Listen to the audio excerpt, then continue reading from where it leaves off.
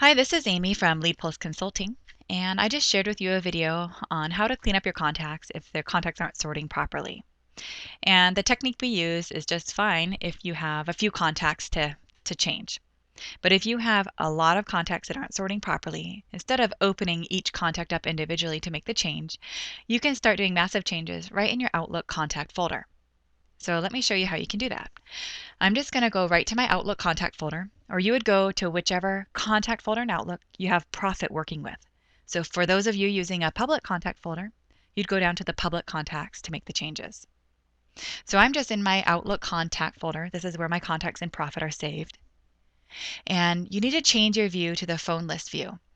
So if you aren't familiar with doing that, just go up to the View menu, select Current View, and select Phone List. When you're in the phone list view, you can choose which columns of your contacts you're viewing. And I want a column for first name and a column for last name. Right now we just have full name. So just right click on the column header and select Field Chooser. And in this Field Chooser window, I'm going to just scroll down and find first name and drag that field and drop it up at the top with all the other column headers. And I also want to find last name. So I'm just going to go ahead and drag last name up to the top as well and drop it there. And close that Field Chooser.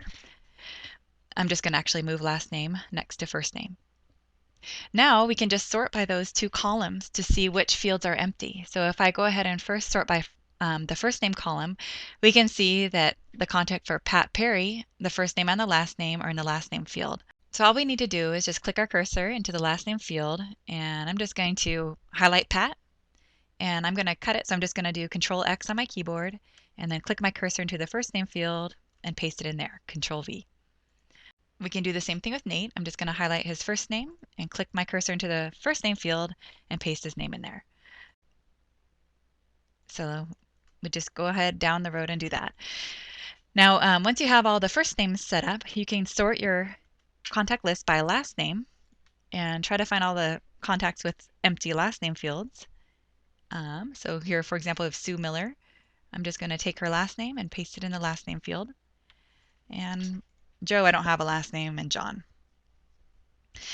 So we've made the changes, and the first names are in their proper fields and the last names are as well.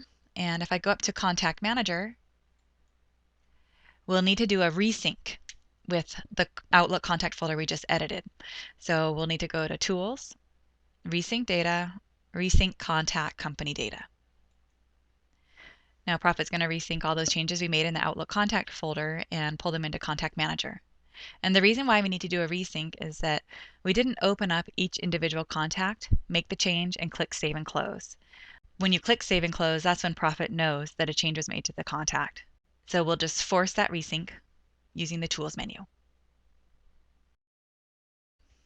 So when the resync is done, you'll see that all those changes that you made to those contacts are pulled into Profit and your contacts are sorting properly.